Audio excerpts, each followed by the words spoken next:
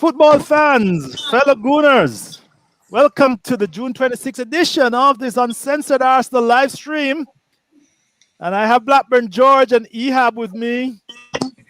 And George is telling me this is a bad time because you're all watching Italy play whom, George? Austria.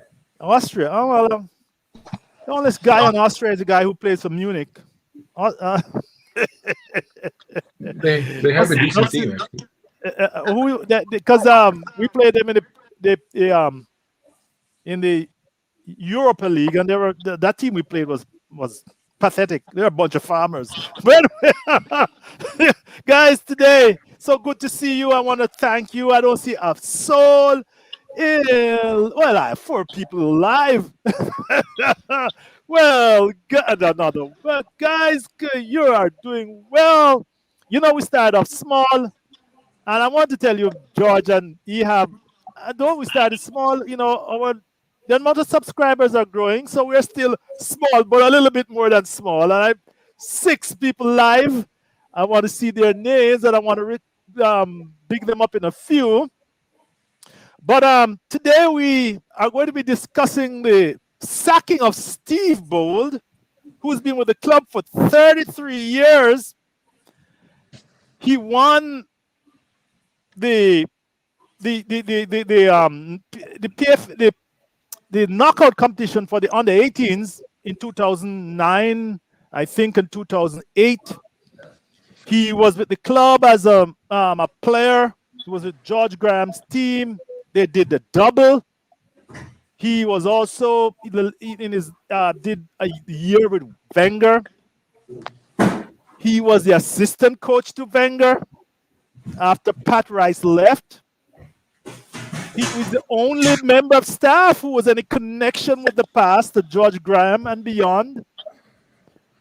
And interestingly enough, I did a poll, and 64% of fans think that his firing is minor or irrelevant. Blackburn George, I decided that this was a very important subject to discuss. Am I completely off my rocker? Did I completely miss the significance of this event? You first, my friend. Well, I don't know.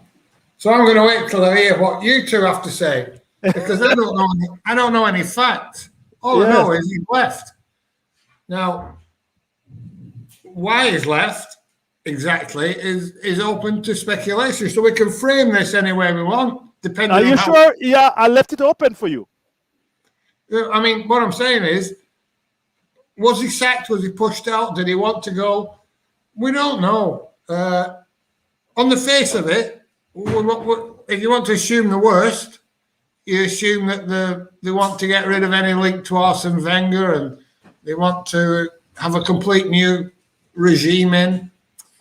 But on the other hand, maybe he's just had enough. Maybe he's seen what's going on at the club and wants to do like Grant Xhaka wants to do, and fuck off. Maybe he's had enough. You know, if maybe he thinks Mikel Arteta's full of shit. We don't know. And he wants to go. We don't know. Or maybe Arteta thinks he's rubbish and wants him out. We don't know. And because we don't know, it's very difficult to have an opinion on the significance of it. So I'm struggling with this one, really, because I don't have enough information. And much as I love to come to uninformed conclusions... Yes. I sure know you. I saw that a lot of people in the stream. Oh, the one person left right now. I agree with you. So there you go. One left out. Maybe should have gone to Ehab first. Yeah. Well, you know, George, you know, of course, you all know that I rebroadcast this. And of course, some people subscribe and they will. That's the whole point about the YouTube. They are a good few people go and watch it later. But keep going, George. So you don't have an opinion because you don't know the reason why he was fired. No, and I don't know the reason. You don't know. You can make up lots of scenarios. what if he doesn't? What if he's a bit like Mesut Ozil? Doesn't like the way that Arteta's taking us. Doesn't like the way we're playing. And like Granit Xhaka wants to leave. He's been with us for 30 years. He's entitled to. But if he's been pushed out, why has he been pushed out? Is it for his bad performance? Is it because of his links to Arsene Wenger? We just don't know any of these things. It's just another link to the past that's gone. Now, normally I would say that's a bad thing, but we've lost that many of the links to the past now. I don't think this in any way changes the direction of the club because we're already going in that direction. You know, it's not like it's an indicator of what's to come. You know, we're not going to go, oh, he's going to start getting rid of everybody that has links to Wenger. They've already got rid of all the people that had links to Wenger. Right, George. Right. So it's not a new direction. Is it a lack of class? You know, should 30 years service entitle him to some position at the club? Maybe, but maybe he doesn't want it. We don't know. So I don't know. It's sad, but I'm agreeing with 60% of your poll. Really, I think it's minor inconvenience and irrelevance because the damage is already done. And if we're going to go with Arteta, which we appear to be doing, let him sweep the board. Let him get the blame for fucking everything. You know, good point. But I want to be able to point at him and say, you did this. I don't want him to be able to go, oh, it weren't me. It was my backroom team. And no, they're all your backroom team. You brought them in. You fucked us up. You take the blame. I want to be able to give him the blame for everything. So I'm happy not to fucking have Steve Bould tarred by an Arteta brush. Well, he's already tarred. But Ehab, what was your reaction? And I know you had a reaction. You and I spoke about this, a kind of tweeted each other about this. Yeah. What was your initial reaction? George makes a good point, though. I mean, the entire staffing legacy left by Wenger is gone. Lundberg is gone. The scouting setup is gone. And Bould, I don't know why he didn't take the money and run when Wenger was leaving because he was part of the staff, and he decided to hang on. Emery didn't make him his assistant. He was pushed back into the youth thing. But what was your reaction? I think George has up to something. There's nothing of Arsene Wenger left. Your thought? Yeah, the thing is, although I like Arsene Wenger so much, and I consider him the most important figure in the history of Arsenal, still, it is kind of, I don't like this. I don't like seeing this because this is not only about getting rid of the old guard, because all the good teams in the world have ex-players or ex-legends within the board, within the system. Look at Bayern Munich, for example. Well, that came immediately to mind. Yes, immediately. The whole grass of the club is made out of ex-players and ex-legends. Everybody.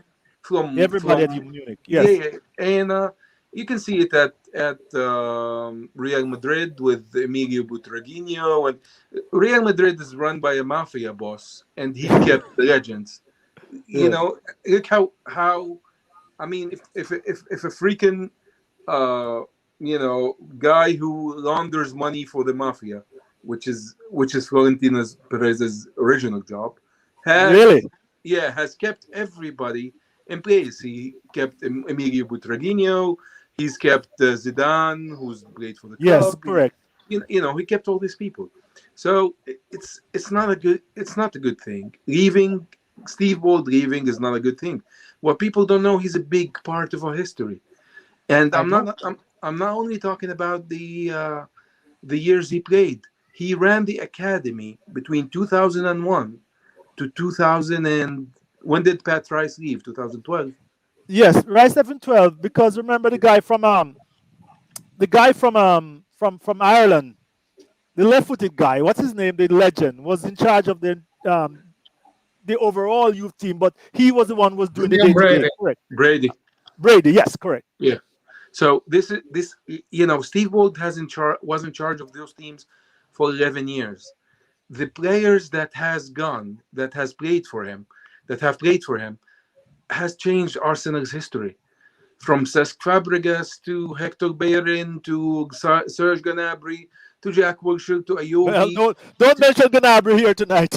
Yeah, all all those players have played under him, Yes. and they have been developed by him, Yes. and they have been recruited by him. He's scouting wise and talent spot, like the guy who, if he gets all the information from the scouts, Steve Bould is better than anybody we have at the club today, and nobody mentions that. No, they And don't. and the people, and the thing is, he's I'm amazed that people don't like him, and they like Tony Adams, for example, or Martin Keown, because he was such as a what they call a hard fella, like the rest of them. He's the guy who used to drink the most. He's the guy who used to party, and he's the guy who used to come and be a tough guy, and he is the guy who used to go for crazy tackles. He's that kind of guy. He's not the he's no nonsense kind of guy. And usually this bodes well with people who want passion and this kind of crap, you Well, know. Ehab, that is what kind of surprised me because George and I remember ever since we left Highbury, there has been a section of the fan base who said, "Oh, we're losing history, we're losing a connection to the past," and yet the only person that remained in the backroom staff, George, is leaving. And I know Even you say, even "Okay, leave." You should have Shota, left and let Arteta take the full weight of this. Shota, But even all I'm right, sorry, Ehab, but keep going. even this since Wenger has left, we've seen Vic Akers, Jens Lehmann, and now Ken Fryer is leaving. The guy Yes. who's been with Arsenal the longest And is Miles leaving. and the Eh, secretary, what's his name? Miles or Myers, the company secretary. He came there since he left high school at 16. everybody's leaving, and this can't be good. Jesus Christ. In no way. I agree with George. The club is far gone, far too gone. But it's like, it's like dropping your phone on the ground and you break the screen and you think, okay, just as well, let me run over it with my car a couple of more times. This is not. I mean, nobody's gonna be happy with that. You might as well do it. But I mean, you cannot keep destroying it. I mean, at least, if somebody comes in and buys the club, whoever he is, a sheikh with a lot of money, a sheikh with a lot of money from Saudi Arabia, for example, and they buy Arsenal. Now there's no segue to get back into reality, to get back in touch with the past. You have to bring people with you and do everything all over again. There's no guy that says, "Oh, I know where that is. Let me show you." This was the way. Like Ken Fryer was that kind of guy who could reorganize everything, although he's too old to do that. There's Steve Bould, there was Jens Lehmann, there was Freddie Ljungberg, there was everybody. And the thing is, I always hate when things are taken personally, because this club is not owned by Michael Arteta's family, or it's not owned by Vinay's or Eda's family. This is owned. This is a 130-year club who owned by a rich family who invested in it, and you can't take shit personally. Everything we've done since Wenger left is personal. Mesut Ozil, even the youth who spoke in support of Ozil gone. Yes, Maitland Niles, Mustafi, Kolasinac, anyone who said anything good about Ozil after Ozil just went rogue is has been cast out, and now this is it. Everybody who's ever been in the presence of Arsene Wenger has to go, which is which George, is which is the Ehab, way I'm to going run to clubs. stop you there. I'm going Yeah, to go stop ahead. you there and ask George. George, I alluded to this. Ehab makes a good point. You said, well, you don't know the reason why he left. Might as well. Probably the fans are right. But like I said, in 2006 and beyond, when we moved to the Emirates and Ashburton Grove, people were lamenting the loss of connection with the past, and now they're absolutely silent, George. And it takes an old fart from the Caribbean to be raising this, to be saying, "Hey, you're cutting off your links to the past." Isn't that important? I thought England was a place of tradition. Football was a place of tradition, of important traditions, at least. The only tradition that matters now is spending money. That's the only tradition that they want. You can wrap it up anyway. Anyway, everything that's gone wrong at the club won't matter if Stan Kroenke spends £250 million in the transfer window. So they don't care about Steve Bould. It's lip service they pay to history and tradition. They're not interested in history and tradition. They're interested in buying a fucking £60 million player, a £50 million player. And Arsene Wenger, I used to think that Arsenal, mistakenly so, was full of class and tradition and was run the right way throughout the organisation. Everybody was pulling in the same direction, and it was a great club to support, even when we weren't winning things. That's what I used to think.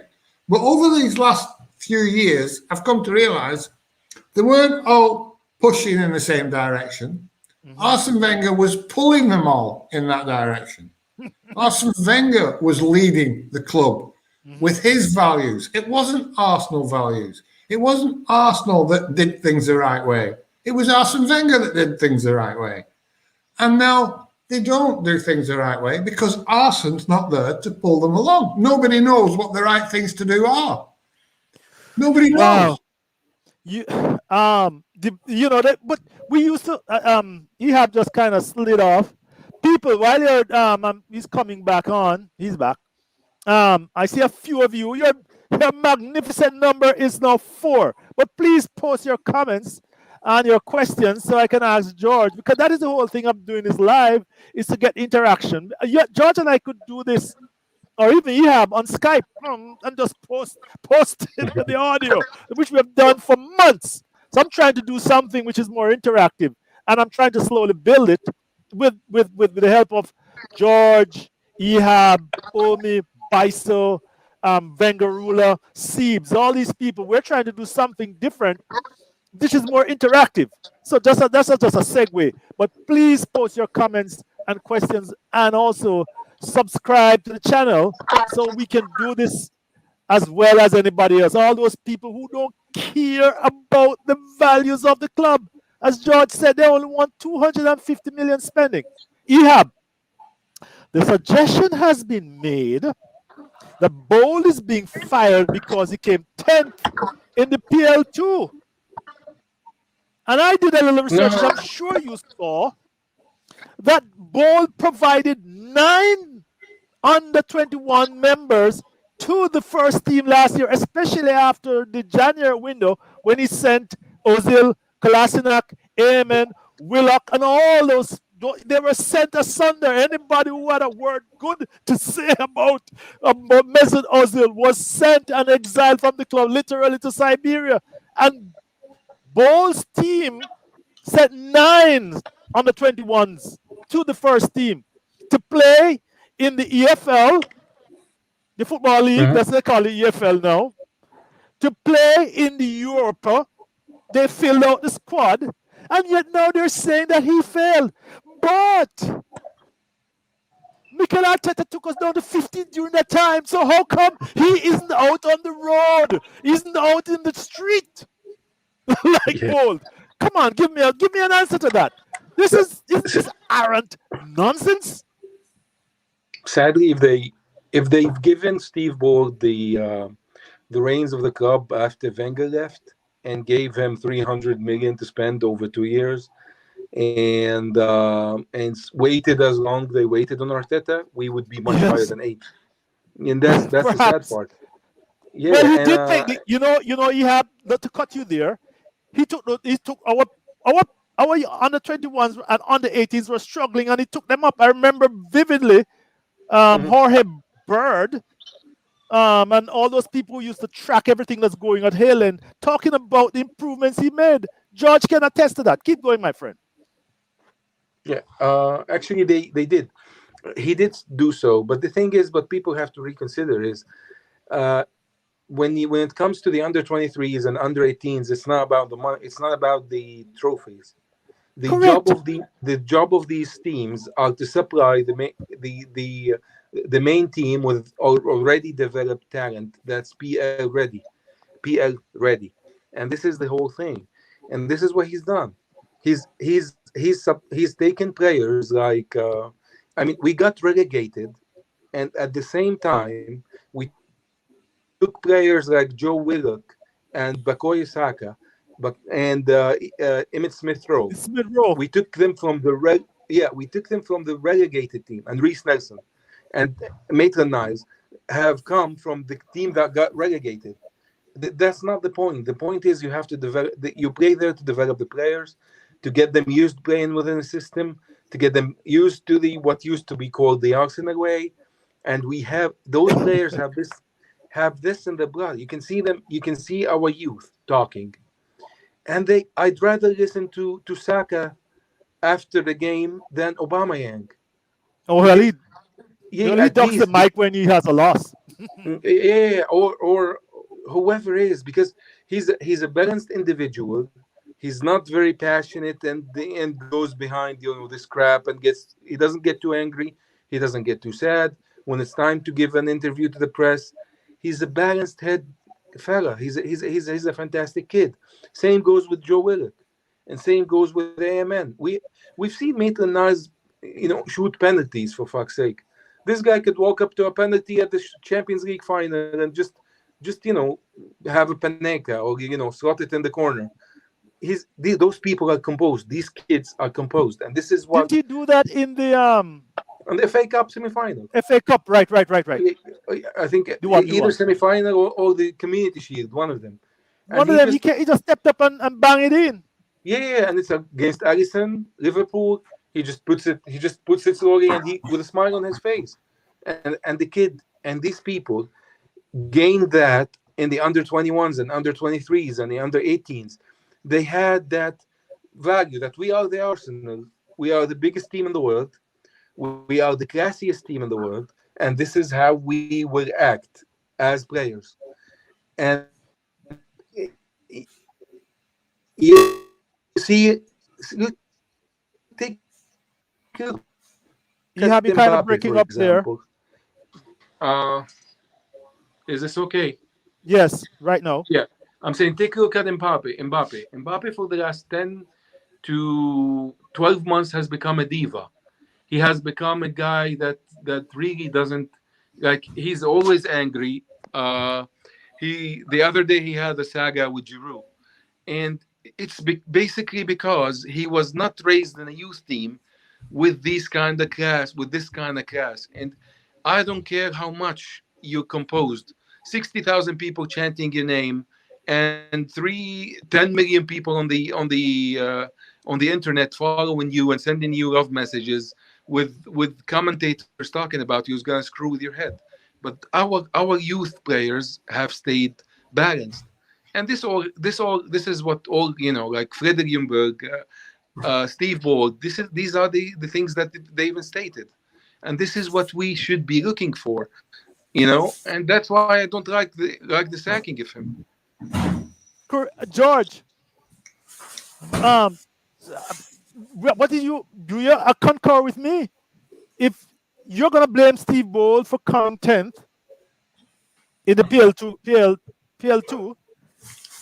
It's, it's, then it's, what about Arteta, who came eighth in the Premier League? Is there any comparison? Is it valid? Is that just what Am I just no, running my mouth? no, absolutely not. It's not valid. Thank you for your validation. Go ahead. It's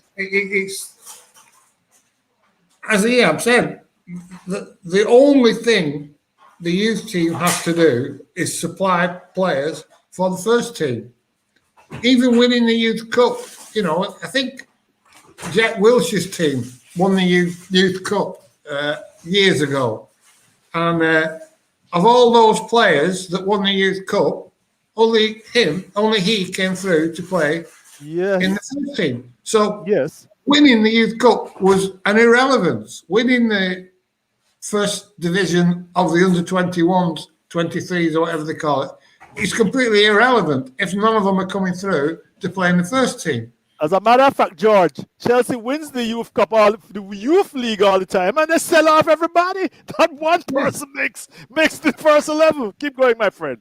That's right. They've only got Billy Gilmore that's come through, and he was brought in. He wasn't brought up from being a child.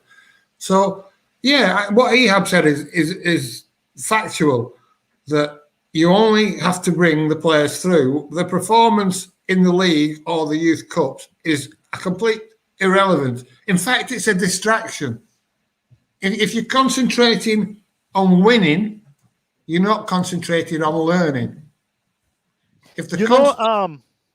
Wenger Ruler sent me a little piece here, making the same point that he's saying that, in effect, he's saying that at least Bould knew what he was doing, preparing players, because he says many coaches, and the headline of the article is many coaches don't have a clue and try to mask all of that with big words.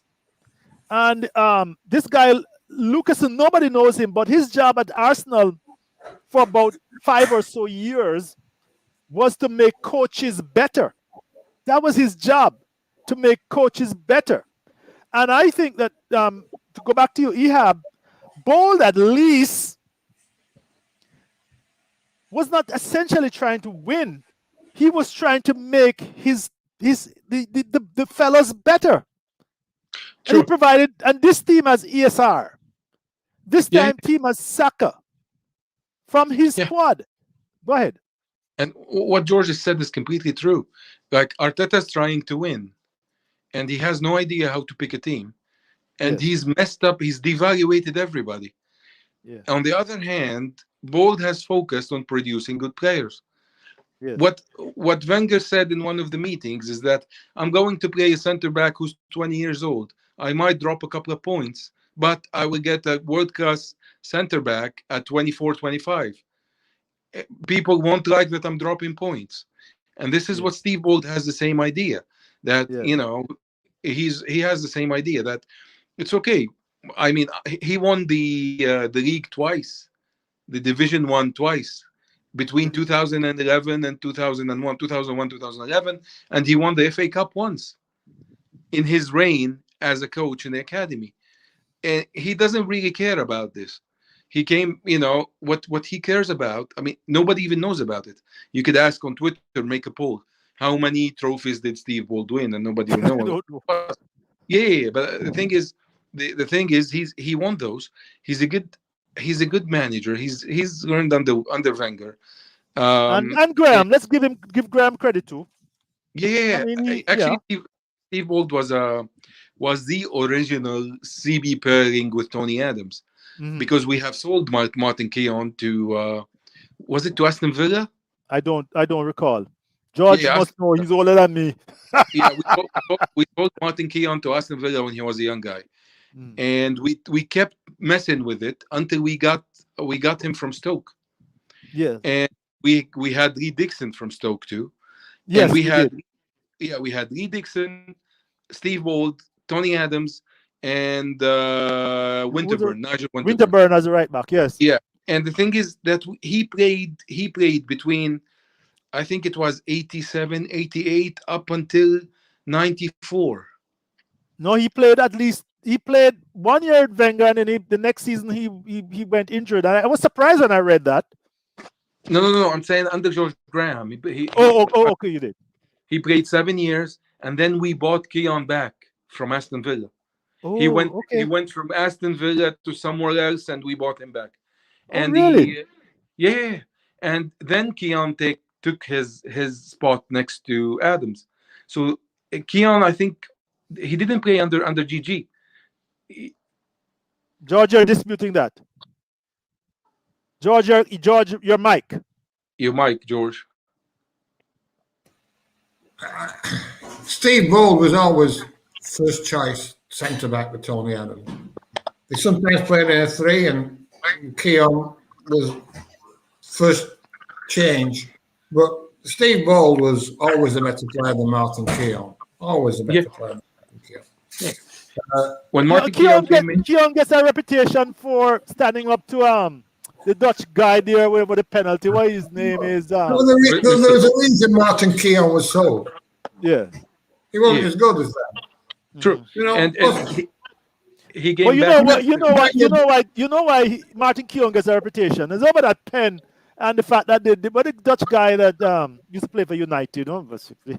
Can't remember. Van Nistelrooy. Van Nistelrooy, and when he missed and that whole big emblematic photo. Yeah, but that's what Martin Keown is.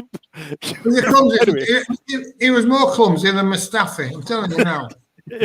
Martin Keown. Well, I have other problems with these guys. These guys are nothing like. Sorry, George. Steve Bould was a magnificent centre back.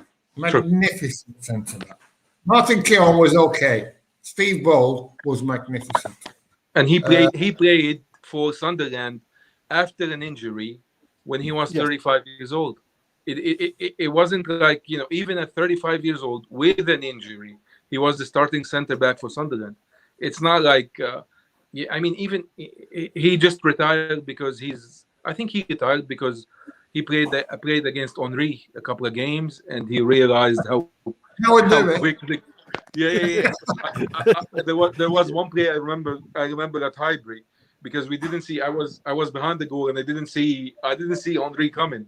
I just saw Henry's shadow and the back of Bould, and you see the ball lobbed above Bould's head, and Thierry just passes him by while Steve is just still turning around. And I think at that moment he just decided, okay, I have to call it quits, because it's just the game has become too quick, especially with Wenger adding to the game. And he's a magnificent defender. He's a great defender, and he's a stand-up guy. I checked some of these blogs, the big blogs, the ones that really influence people, and they had nothing about that. I came on board in 2006, so a lot of this passed me. I am going by reputation and by what I read on YouTube channels, and depending on you guys. But my research tells me that he was an important player. He was an important player under Graham, and he was an important player under Wenger. By the way, Phil Kennedy is on. Phil, welcome. We have our back and forth on Twitter, but you're telling me that. He's telling us that we should have been mindful of the Europa game with Austria. Phil, we knew this, but we scheduled this, and you're a stickler, Phil. You told us to stick to our time. Biso is on. She and Phil are having some sort of discussion. I'm not having it, guys. But Phil makes a point that Mustafi will prove to be a better defender than Ben White. Well, and I'm reluctant to go into this Ben White thing, but we're 33 minutes. But I want to talk. I want to talk a little bit about Ben White, but not yet, not quite yet. At the end of the day, guys, I have a very good friend from Positively Arsenal, Finsbury, and he has been lamenting the demolition of the boot room for ever since Wenger left. Remember, in 2018, Raul did a big firing of staff. I remember, and Arsenal Andrew writing an article for my blog telling me you think about how many people have been fired from permanent jobs and how many in England you call them these temporary workers. What do they call, George? Brought on for they're brought on for the games. What do you call them, George? You have a name for them, but they're just temporaries, temps. They have no benefits. Contracted. And then there's a terminology. I don't remember the term. I didn't look it up, so please forgive me. 2019, another set of firings. Yeah. And 2020, you know, Gunnersaurus is gone. The scouts are gone. George, the point Finsbury is making is that, and I think Ehab said it, and you said it. The old Arsenal we know is no more. What is your thoughts? It's done. Oh, it's gone. 0 hours. Phil, yeah, Phil, thank you. 0 hours workers. Thank you very much, my friend. Yeah, oh, it's gone all right. It went with Arsene Wenger. And like I said, it was my mistake because I thought everybody pulled in that direction and it was just Arsene pulling everybody in that direction. Yes. And completely rudderless now. And they're trying to give Mikel Arteta the rudder. And he's fucking going around in circles. You know, he's like a child in a paddling pool. He's out of his depth. So we're in deep shit, my friends, because the way back is a long road. You can't reset now. If you replace Arteta, it's not the same as when you replaced Arsene Wenger. The other people have gone. So it would be a total reset. And the same with the team. You know, we're 3 years along and we haven't improved a single position on the field. Not one position on the playing field is better than it was when Arsene Wenger left with what they said was a poor team. Everybody's worse. All the positions are worse. All of them. And it's going to be the same with the backroom staff. They sacked the scouts, and now we're having to advertise for fucking scouts. I mean, we have they're probably on a contractual basis, George. They're probably going to be on 0 hours. It's unbelievable. It's like it's fucking madness. It's like having a Michelin star chef, sacking him, and 6 months later advertising for a chef down at the local job centre. You know, exactly. To come in and make Michelin star meals. You're not going to get it. They've gone. And the further we slip down the pecking order, the more difficult it becomes to replace these people. It's like anything. If you're in a top job, in a top company, you can be replaced because top people want to come in and take that job. Right. But if you're in a struggling company and it's a poor job, the top people don't want to come in. They're not going to be tempted to come to your company anymore. The top people aren't going to be tempted to come to Arsenal. The top players are nowhere near tempted to come to Arsenal. We're paying £50 million for Ben White, probably. Now, the thing is, I think he's exactly the type of player we should be buying. I think we should be buying the best players from smaller clubs, and he is the best player at Norwich. You know, Brighton. We should be buying the likes of him, but not as your star fucking player, and he still doesn't improve on what you've got. He's not as good a player as David Luiz was. He's not as good a ball playing centre back. He might have other attributes. He might be a bit quicker. He's younger. Got a resale value, blah, blah, blah. But he does not improve the team on last year. So we're going to pay £50 million to not improve the team on last year. And we've done it in every single position. We've paid money for people that have not improved the team the year they come, the year they arrive. And they should. George, I'm going to come back to Ben White. I'm going to come back to Ben White in a second to end this program because I don't want to keep it too long. So Ehab, my friend Finsbury from Positively Arsenal tells me he and I have been. He says it's over. He says it's and that Steve Ball's firing is just underlining the end. The old Arsenal is ended. George just said it's not getting any better. Where are you on this? Are we just dooming and glooming? You know, I some guy who will remain nameless. When I told him that you and and George were going to discuss. He said you were going to all be dooming and glooming. What makes you, what's the realism that you bring? At least, unlike that guy, you work in football. I don't know what the hell he works in. Writes a blog, but at least you work in football. So give me your knowledgeable opinion. I don't think you need to work in football to see that things are going downhill. I mean, for fuck's sake, we're playing like 15. Well, George and I would agree. We've changed. I mean, let me say this in my most positive way. We have changed 4 managers in 3 years, which was Wenger, then Onai, then Leonberg, and then Arteta. Yes. We have spent 300 million, wasted another 300. Only today, this Fenerbahce owner came out and said that we are not paying a penny to Ozil. He said, "We did." So we're paying everything. No, he said that they paid nothing in transfer, and we paid all his wages. Yeah, he have just froze.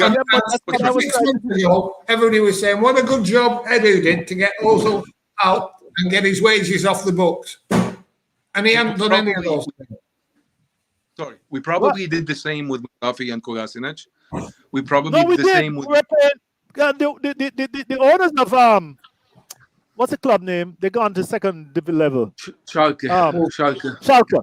They said that we were paying his wages. Well, they're paying half his wages, and because they've gone down, they can't pay that. He's probably easily on 100,000 a week. They can't. German teams are run like a tight ship. You have to present a budget at the beginning of every season, and you can't go outside of it without special permission. You don't go down and don't cut expenses. Keep going, Ahab. What we're doing is that how can I paint this positively? When we finished with Wenger, 5th, 1 point behind Liverpool, the same team that won the Champions League and the PL. We thought this is the end of the world football thing. We thought this is the championship. Yeah, we thought this is the world. This is the end of the world. This is the world. Ehab, my friend, what has happened to you? You were from 500. I'm sorry. Am I cutting off? Yes, sir. Yeah. Am I cutting off? I'm okay. You are breaking up. Hello. Your communication is coming and going. Yeah. How about now? Well, if you speak up, we'll know. Okay. Is it okay now? Yes. Keep going. Yeah. We spent from that time till today, we've spent 500 million between spend and wasted. We're gonna spend another 150 million this transfer window, so 650 million. We went from 486 million in revenue to 180, and our team is much worse than it was, and we've overachieved. We've overachieved to come 8th. This year, we were playing like 15th or 14th, easy. We were not playing better than Everton. We were not playing better than Brighton. For fuck's sake, we're gonna buy all the players. We want to buy the right back. We want to buy the center back. We want to buy the CDM. We already have the keeper, and this Matt Ryan, and this is And now we are trying to be, and now what we are doing is we overachieved to be 8th. And how the fuck am I going to draw this in a happy, shiny manner? How am I going to put a silver lining on this crap? We have, I don't know what to tell you. We have debt that can't be paid now. We are going to go into 400, 500 million debt. It just doesn't get better. What's doom and gloom is that we are spending 50 million in a Brighton centre back as our star signing. They say they want to spend 60 million on James Maddison. Why the fuck would James Maddison leave Leicester and come play for Arsenal? They are in the Champions League picture. They are in the Europa League now. They will be in the Champions. Sorry, they will be in the Champions League picture. They will. He's playing under Brendan Rodgers with the best English striker since Wayne Rooney in front of him, and he has a team that is built cheaply. If Leicester saves enough money, they could easily get someone like who, for example, they could get Coutinho or Griezmann if they want. If they have the money to go out and buy those players. We don't. Why would James Maddison leave all of that and come spend 5 years at Arsenal? We're gonna overpay him to underachieve again, and it's gonna put us on the hole even more. And I've just listened to the owner of Blackburn yesterday when they were getting relegated, and he did this press conference when he said maybe we shouldn't have spent, but at the time it was worth it. And it's like a drunken night out where you spent all your money. When they were, you mean when they were good, or when they were good, or when they got bad? I saw them when they were bad. No, when they got bad. After Okay. they won the league and they got bad for 5 or 6 years, and then the whole team just went down Yes, the drain. Right. And this is what we're doing right now. This is exactly what we're doing. This team will be sold in a couple of years. We're looking at before 2025. If we go down this road, even if we fire Arteta, even if we fire Edu, we are going to need a savior. We are going to need a manager that comes in and does what Arsene Wenger did, win with no resources and keep winning for 4 or 5 years just to get back on track. And my friend, Ehab, go ahead. the two people on the stream right now, Heart Red, Biso, I see you. Phil, I see you. Most fans don't believe it. But you go bankrupt slowly, and then suddenly one day you're bankrupt. And George, I am waiting for the day to see the May 31st, 2021 statements. The figures that Ehab reel off a while ago. $280 million was the 2020 revenue. Full year of COVID, it's going to be worse. 50 million losses. I keep telling these figures, 50 million losses. You talk about it, George. You say it is going to be $150 million. You're burning through cash at the rate of £100 million a year. The cash that the idiots said you should spend. And by the way, George, your very good friend, with whose name I won't call, said since 2006 we've been worrying about the financials of the club. And I said it's only a stupid fan would not worry about the financials of the club. Because as Ehab is saying, if you continue to burn cash at the rate of £100 million a year and lose 50 to 75, Mr. Kroenke is going to tell Josh it can't continue. George, your thoughts, finally. Right. Okay. For those people who haven't cottoned on yet, it used to be the performance on the field drove the income. Correct. Now it's the income that drives the performance. The world has turned 180 degrees on its axis. Yes. No longer can you get a good team together, push yourself up the league, and start being more profitable every year and improve that way. It doesn't work like that anymore. The input of cash from Manchester City, Chelsea, Manchester United, Liverpool, now makes it that they are beyond that business model. Yes. That business model is defunct.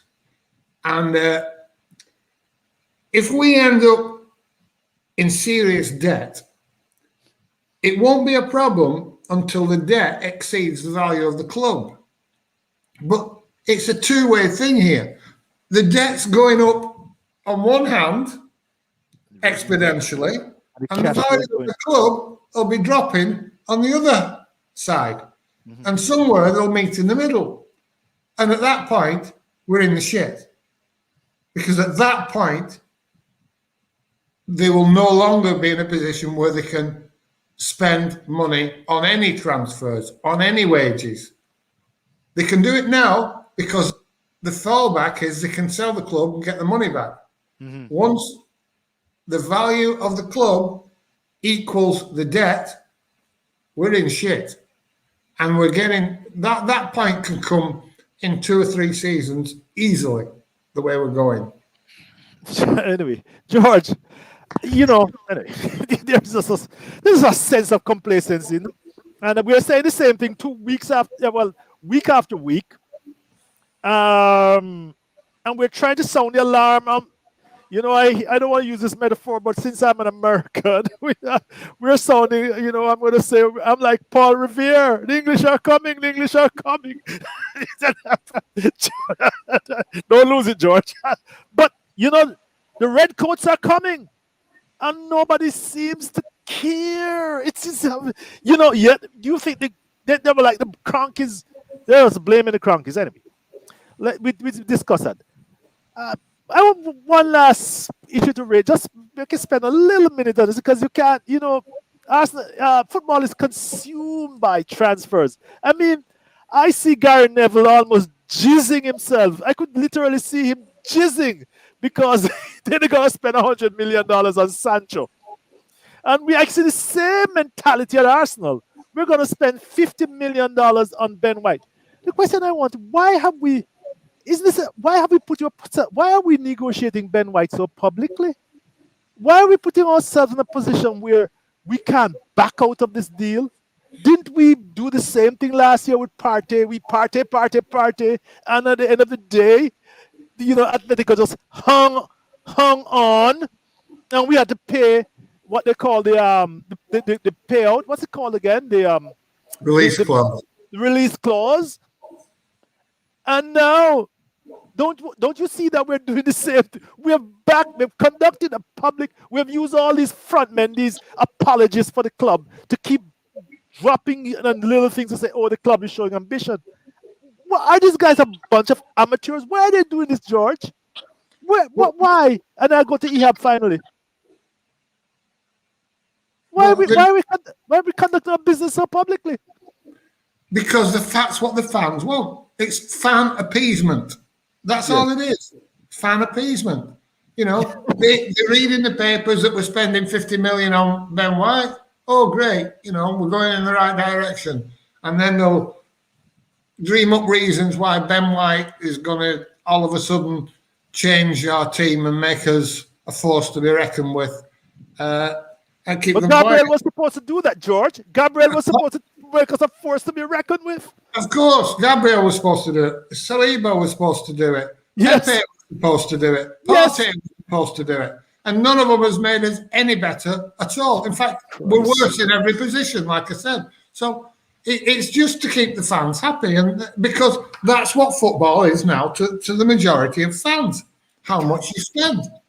A good owner is how much they spend of their own money. Nothing to do with how they run the club. It's how much they spend of their own money. That's how people rate the owners. And they're just playing the game, Shotter. They're just playing the game because they know the fans are stupid. But George, I can't afford to say that. I'm trying to build a channel here. I have 3 people live. I call them anybody stupid, I'd probably go down to 0. Ehab, and the 3 people who are on, I thank you very much because at least there's somebody who's willing to listen to us. Ehab, why you are in this business? Is this? I mean, we start with Steve Bould. Steve Bould, do you ever hear Steve Bould say anything? Once upon a time, Wenger was suspended and he had to do a press conference. It was the most uncomfortable moment I've ever seen for anybody. He doesn't say anything. He gets along with his business. Why are we conducting our business up, backing ourselves in a corner where Brett can tell us £50 million or nothing, knowing full well by August we will have to fork it up, plus the incentives? Are we the bunch of virgins, a bunch of idiots.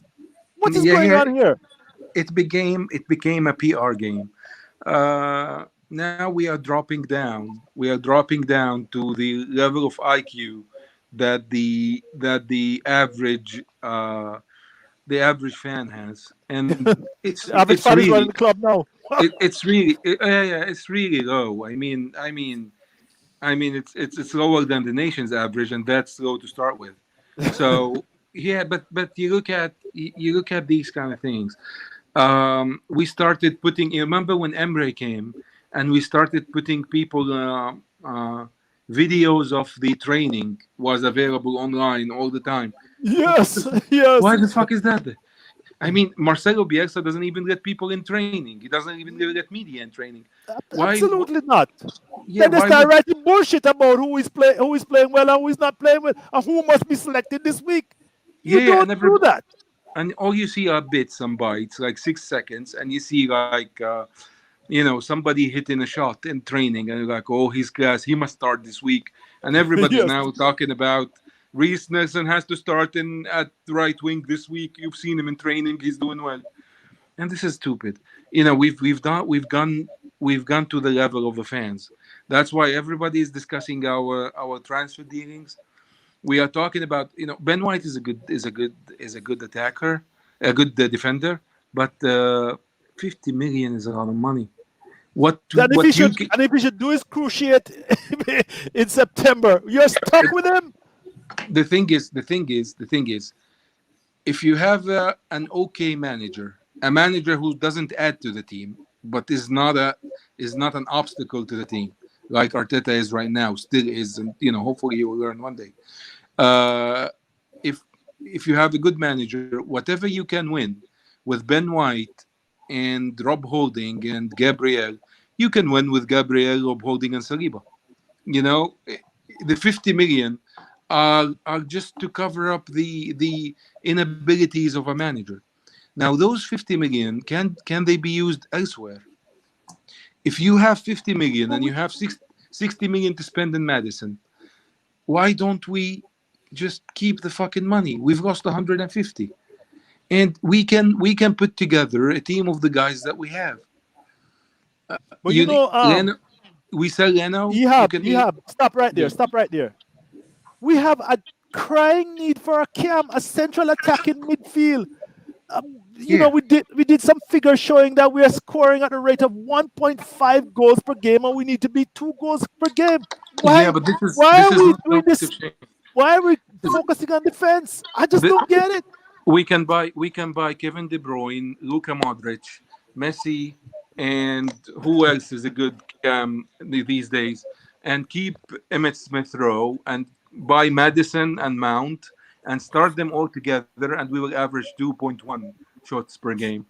It's not the players. We, you know, Yes. the game plan is pushing us to the sides. Somebody needs to drag Arteta to the middle of the field, point to the goal, and say, "Kid, this is where the goal is, down the middle. This is where your attack has to be based." And this, All right. and they don't know that. They don't. He's just learning that. He's just getting to that. The problem is, if you sit down with Arteta, when he explains the tactics, you think this guy is a mastermind. But on reality, on the pitch, it's just there's just a little adjustment, just like this, and everything goes sideways. Now the thing is, and to finalize on the Steve Bould thing, it's not a good thing. It's a bad thing. We should have kept him. We should have added to him. We should have looked into other players from our for the lack of better word, legends, and brought them back to work with the club because they're working elsewhere. Bergkamp is working at Ajax. Ajax. Vieira has worked in Manchester City, and he built their youth facilities. I was at Now he's Nice. working as a manager elsewhere.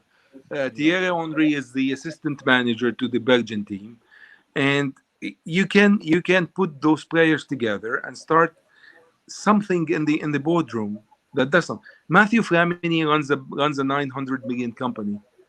You know, I bet under any circumstances he can do a better job than Vinay and Edu put together. At You least he don't can try to brand it. convince me. Yeah, Ehab, yeah, we're getting rid of the institutional memory. I've never seen an organization succeed doing that. George, your final word before we call it an end. It's 1 hour exactly. Forward or backward? We're fucked. With or without Steve Bould, we are fucked. Well, Steve Bould, yeah, I'm a bit like I was with Arsene Wenger. He's better off out of it. All right, thank you, sir. Thank you, guys. Exactly 1 hour. It was good. I wish we and we will do this again, and we'll post it as a podcast and all of that. Thank you again, and will the audience remember trying. We aim to grow this channel. We're not gonna give up that easily. Subscribe and like this live stream, and we will take it from weekend to weekend. We might even adjust the time with the Euros going on. I don't know. I'm not sure about that yet, because we have a pattern which we want to establish a pattern, a habit, and I'm loath to divert from that. But we will see. Thank you very much, guys. Thank you all. Thank you, Shota. Thank you, George. All righty, bye. Bye. Bye. Right. George. Yeah.